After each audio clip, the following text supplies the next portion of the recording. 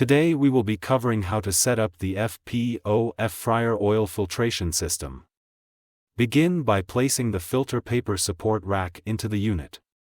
Align the center hole on the filter paper support rack with the rectangular metal piece in the bottom of the unit.